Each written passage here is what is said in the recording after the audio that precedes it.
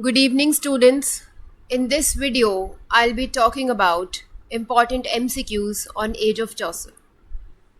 So, I'll be taking all the MCQs of Age of Chaucer, and I'll just suggest you students that go through n number of questions to revise your English literature. Because the more you do questions, the more you'll retain information, and the more you come through uncommon questions, and the more you practice them, I suppose that you are more closer to your goal and you will achieve your net examination. So let's talk about MCQs of Age of Chaucer. And I promise you that all MCQs will be presented to you so that it would be easier for you to go through the questions. And in case you face any doubt, do comment down your questions in the comment section below. I promise to answer all of those.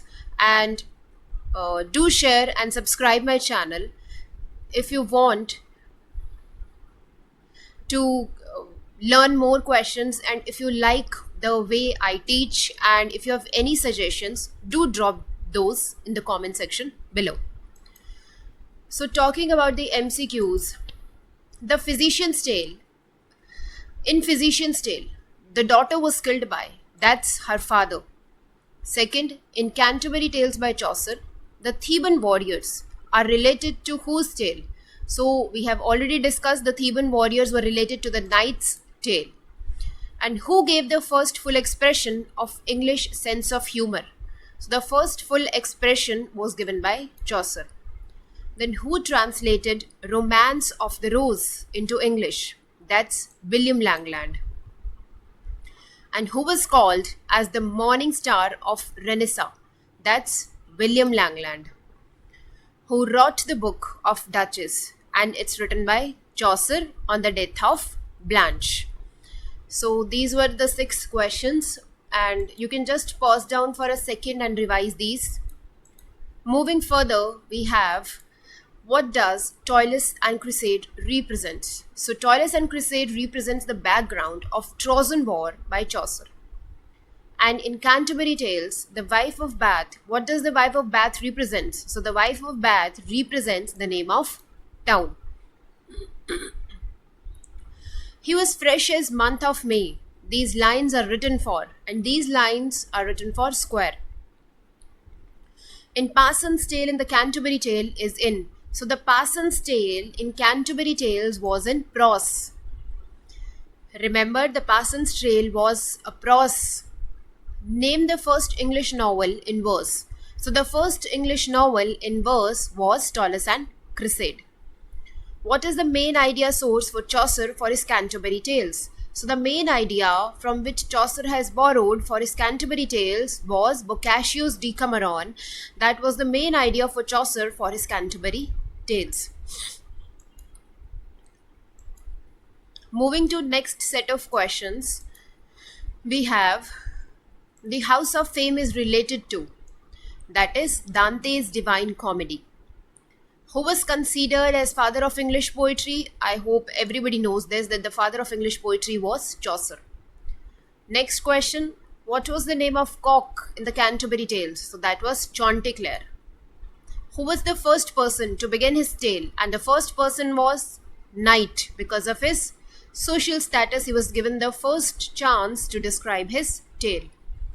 Now the French period of Chaucer ranges from, we have already read that Chaucer period ranges in 3 parts, Italian, French and English. So the French period ranges from 1360 to 1370.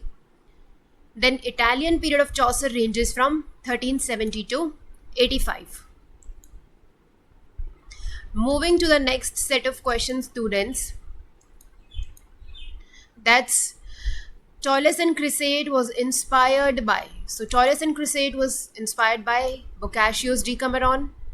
Lifespan of Chaucer was from 1340 to 1400. Then Chaucer lived during the period. See students, I just want to, in this question I just want to say you that the dates which are given in English literature, those are approximate values. So somewhere it's written 1340 to 1400, 1350 to 1400. So